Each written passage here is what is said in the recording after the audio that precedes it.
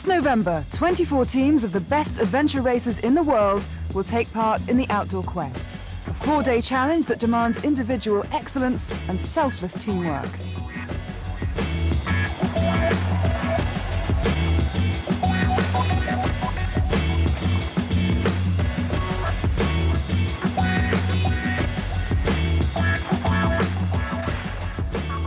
This year, the unofficial World Championship of Adventure Racing will arrive in the beautiful city of Lijiang in Yunnan province, southwest China. Situated in one of the most spectacular regions on Earth, Lijiang is a World Heritage Site, and the athletes will enjoy a unique sporting and cultural experience during their stay. So, what does the Outdoor Quest entail? Each team has 4 athletes from both sexes, and the 4 days of racing are split into stages. The athletes are tested in 7 disciplines in all. There's mountain biking, which includes some challenging climbs and exhilarating descents, both on and off-road.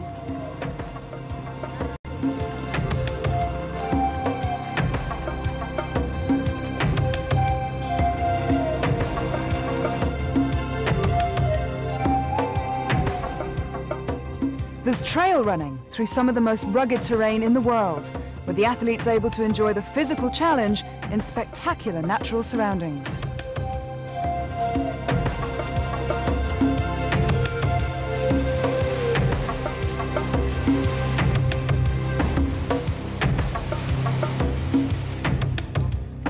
Put those 2 disciplines together and you have Team Biathlon, a technically demanding event in which the 4 athletes share 2 bikes.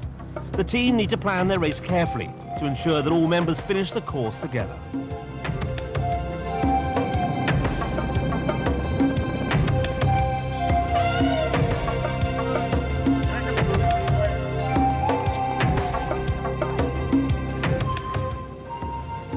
Perhaps the most technically demanding event, however, is inline skating.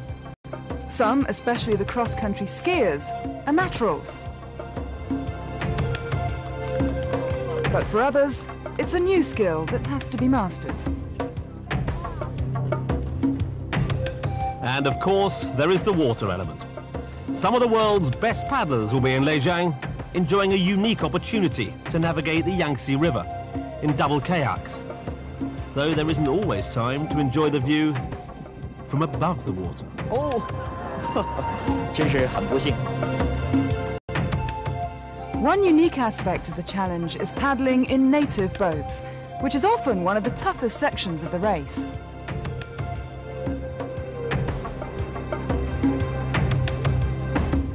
Finally, there's the adventure section, which can encompass anything that really gets the adrenaline flowing.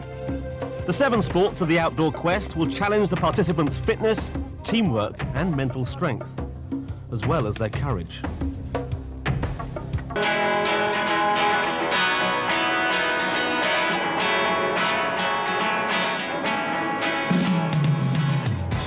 In the heart of California's Silicon Valley, San Jose is at the cutting edge of modern technology. But for at least 4 local residents, the .com world is a million miles away, as their livelihood depends on a more ancient invention, the wheel. Pedicabs themselves weigh about 180 pounds, and these are really the lightest and probably most technologically advanced pedicabs in the world. They've got 21 gears, they've got grip shifts. One of the benefits of this is that it has a disc brake, just like a car would have. So we got this, plus my skin bag weighs about 180 pounds, and we can take up to about 400 pounds in the back, and that's 2 to 3 people, depending on what size they are. But really the heaviest that we've had in the back has been about 200-300 pound women. It's like pedaling uphill with like a sack of bricks on you.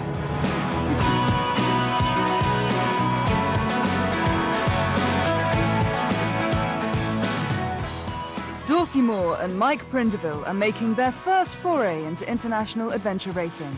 But they, along with the other 2 members of San Jose Pedicab, aren't short of confidence as they keep the wheels turning before their adventure in Lijiang.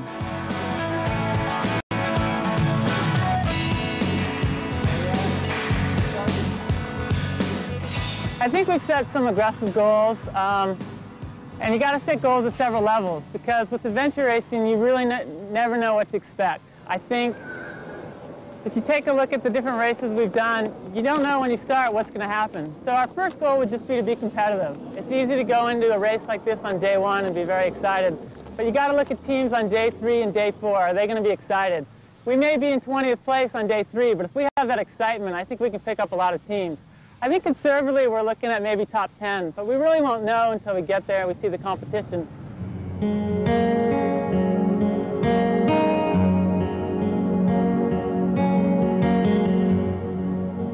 The team will be one of the least experienced at the race, but they have one great advantage.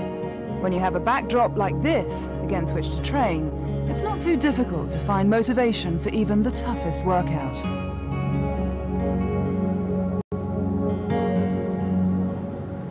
California is like an adventure athlete's dream. You've got everything here. You've got the ocean, you've got redwood mountains, you've got high desert, you've got altitude, you've got sea level, you've got really everything you can do. There's great rock climbing, mountain biking, trail running, everything. While some might be just a little jealous at the scenery the Californian team can train in, the pedicab riders themselves are keen to board their flight to Lijiang for what they are viewing as the trip of a lifetime. I'm really looking forward to the cultural experience. I've never been to China. This is just an amazing opportunity for someone from the United States to compete in China, to meet a lot of the other athletes. I really like to know about everyone else's background, just to bond with some of these people. It's really an amazing event to bring together all these teams from all these different areas, and we're really excited. But until they pack their bags for Lijiang, Team San Jose Pedicab have plenty of hard work ahead of them if they're to achieve their goals.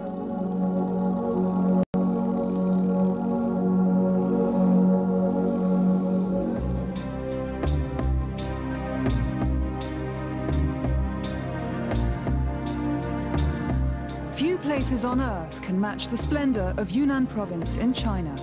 In the southwest corner of this vast country, the region has some of the most spectacular scenery imaginable.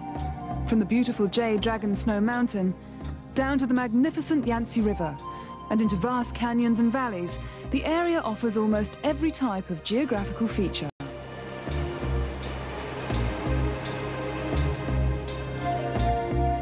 In the northwest of the province lies Lijiang, a United Nations World Heritage Site. The ancient city provides a unique glimpse into Yunnan's past. But at the start of the new millennium, the city and the incredible landscape around it has become the center of attention for a new type of visitor.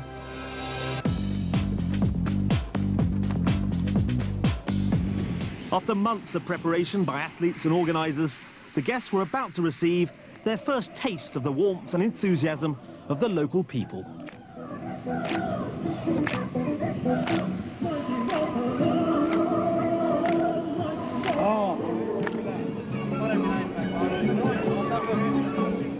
For first-timers and race veterans alike, the welcome was a colourful reminder that the outdoor quest is about cultural experience as well as athletic excellence.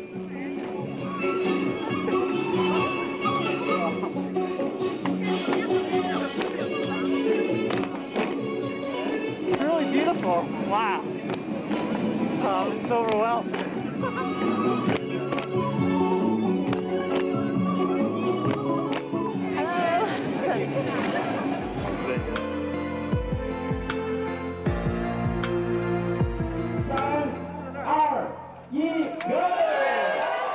And at 8 o'clock sharp, the outdoor quest is underway. With the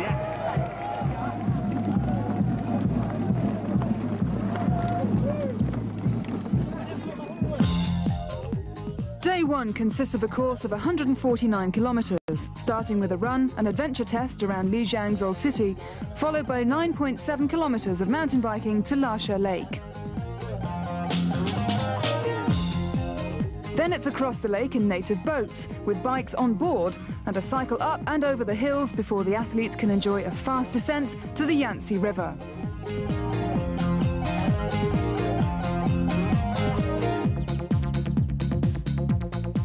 At Shugu Harbour, there's a 2-kilometer adventure skills section before they take to the water for a 45-kilometer kayak downstream.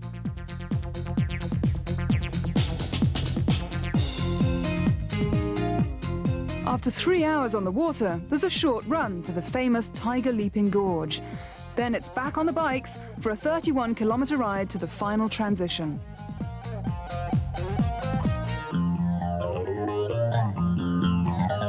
The final leg is a grueling 10.5-kilometer hill run to the finish at the Yunnan temple.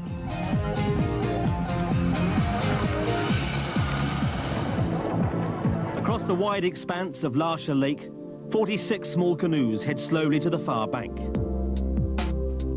After 50 minutes of paddling, the first teams finally get to shore.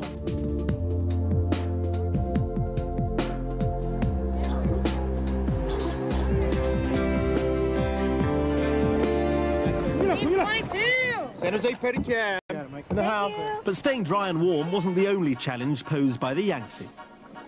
As the chasing teams took to the mighty river, they were in for more than 3 hours of tough paddling.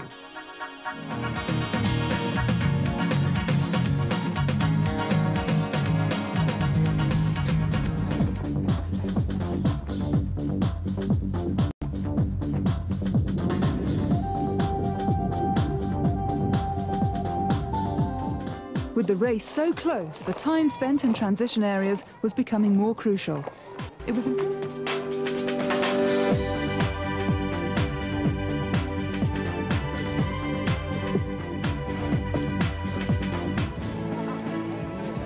toughest I have ever seen, especially the kayaks. It was brutal. We had to give everything we had, and also climbing this mountain. If I would not have these 3 guys, I would still be down there. First Asian team, mile 7. Today we performed really well, although our female athlete did have some problems. But the support we had was wonderful. As the sun went down, the moonlight saw plenty more teams coming in. Those torches were coming in handy.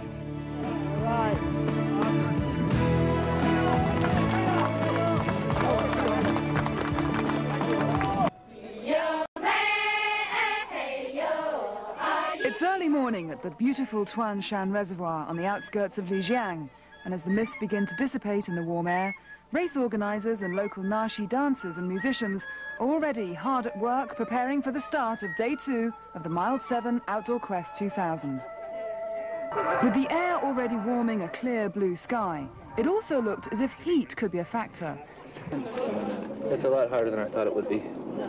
First would come a tough 16-kilometer team biathlon on and off-road to stir those aching limbs into action. Next would come a 5-kilometer kayaking section of the Tuanshan Reservoir that would include 2 portages. The third leg would be the most technically demanding, a hilly inline skating loop on the leaning highway. Then it's back on the water for 4 kilometers of lake paddling in native boats.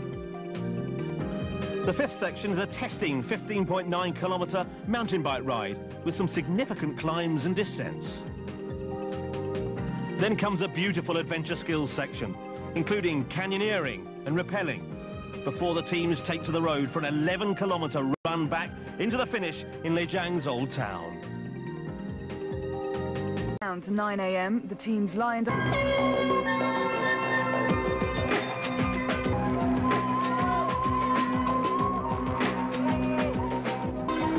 As the teams approached the turnoff from the new leaning highway to the old road, there was a surprise leader in Margan Arata of Team San Jose Pedicab. But the 36-year-old American was out in front only because her team had decided to allow her to ride the entire course to protect her sore knee.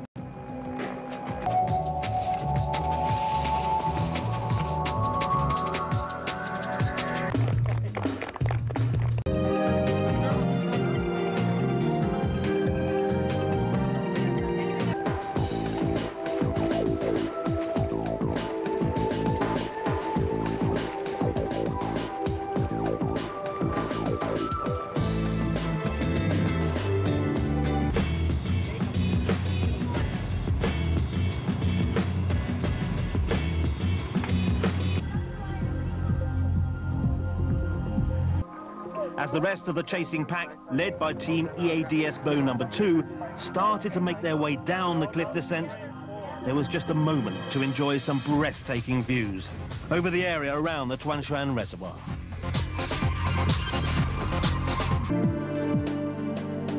If the sight of Lijiang wasn't enough to spur the athletes on, then the crowds lining the streets did just that.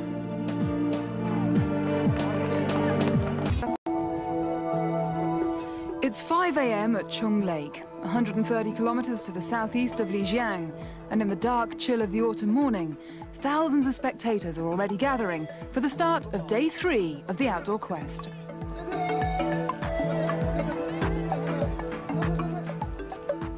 The steep banks have given the locals a grandstand view of what will be the beginning of one of the toughest days in the history of the race. The day begins with a 14-kilometer kayaking leg on the sometimes choppy waters of the lake.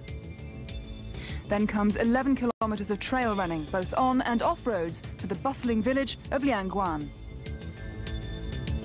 The third leg, 31 kilometers of mountain biking, runs through flat agricultural areas before a fast descent to Yunnan Bridge. Then the teams will enjoy a 12-kilometer adventure skills section involving a zip line across the Jinsha River. Then things get really tough with 60 kilometers of mountain biking, including a 1,500-meter climb within 28 kilometers.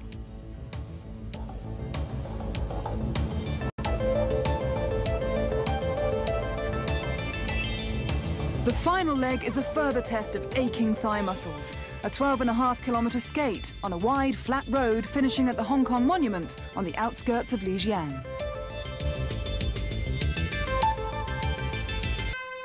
First away were race leaders Team Nokia Adventure. The Finns were looking to extend a lead that they'd built up over 2 amazing days of racing.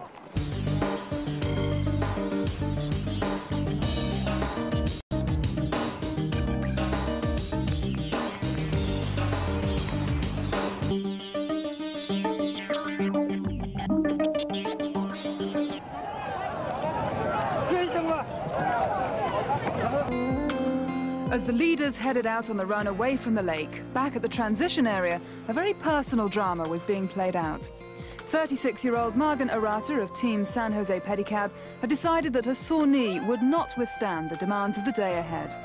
Part of the challenge of the Mild 7 outdoor quest is knowing your inner self, and for Margan, it was the right choice. For her, the race was over.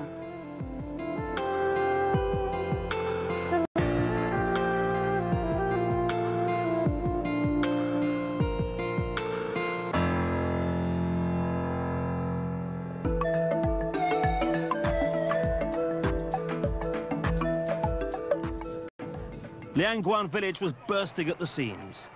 The locals were living every minute of this outdoor quest.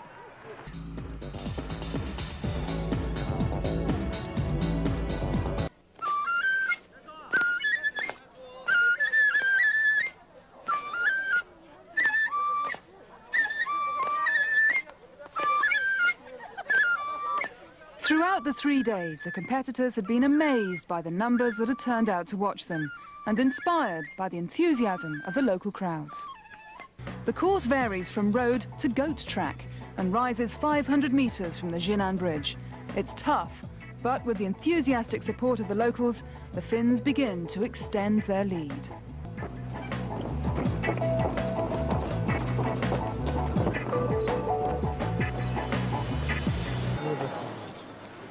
On the other side of Yunnan Bridge, 2 zip lines are set up to take the teams across the river.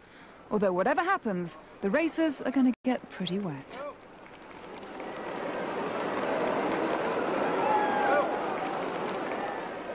Team San Jose Pedicab's injured female athlete, Margan Arata, could only watch from the transition, but her colleagues continued the climb. 2 of them, Mike Prindiville and Dorsey originate from California, where their vocation has given them good preparation for this. We're ready for the hills. Bring them on. Pedicabbing is almost like riding uphill, and we do shifts from anywhere from 8 to 14 hours at a time, so your legs really start to turn into steel girders. But what about the mental training?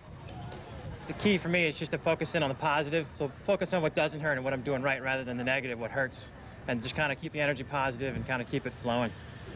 I think it's always easy to be over-aggressive on a hill climb. You see the hill, you size it up, you think, I can do this. You get about halfway up and you start to rethink those expectations.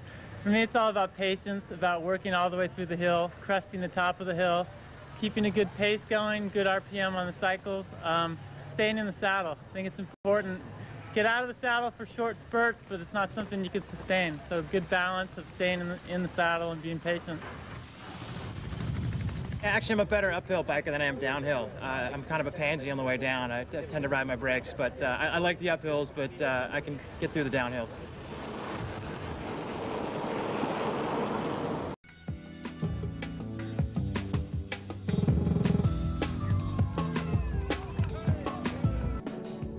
The roads for the last discipline of day 3 were ideal for inline skating. Team Nokia Adventure natural cross-country skiers would take full advantage. Team K2 maintained their steady progress. The Finns were more than competent on skates, but after such a day, their legs looked tired. 5 teams are no longer in the official standings, but some, like San Jose Pedicab, are still trying themselves against the course. The beautiful Jade Dragon Snow Mountain dominates the landscape around Lijiang. At 5,500 meters above sea level, its peak has never been climbed. On the 4th day of the outdoor quest, its upper slopes and rarefied air would provide a fitting final challenge to the elite athletes gathering at the foot of the mountain for the start at the beautiful whitewater area. Snow Dragon's looking primed. I think if we get some sun, we'll stay warm. But Beaver Creek would need an extraordinary performance. Team Nokia Adventure were already into the 7-kilometer run that would take them on a steep ascent to a large meadow, where they'd turn around and head back down towards the start area.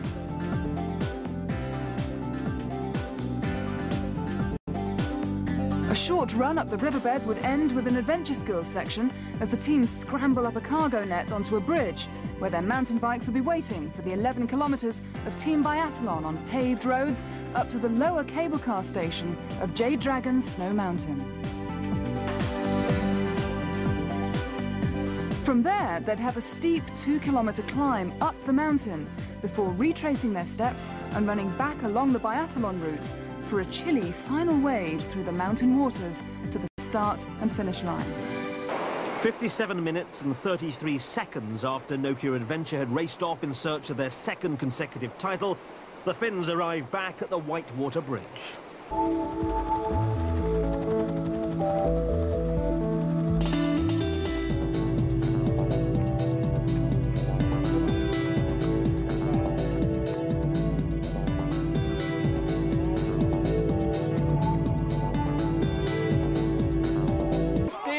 The Finns wouldn't need any medical assistance, but dehydration is an ever-present threat at altitude, and it was essential to take as much fluid as possible on the ascent. Time deficit, please.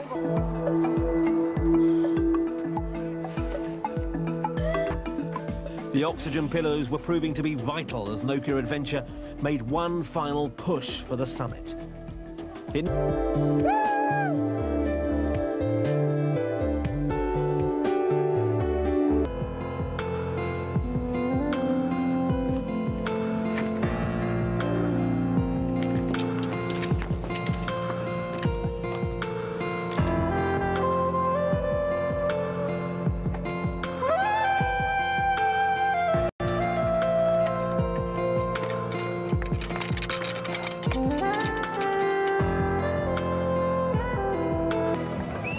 The team that had worked so well as a unit emerged from the chilly waters and came over the line together.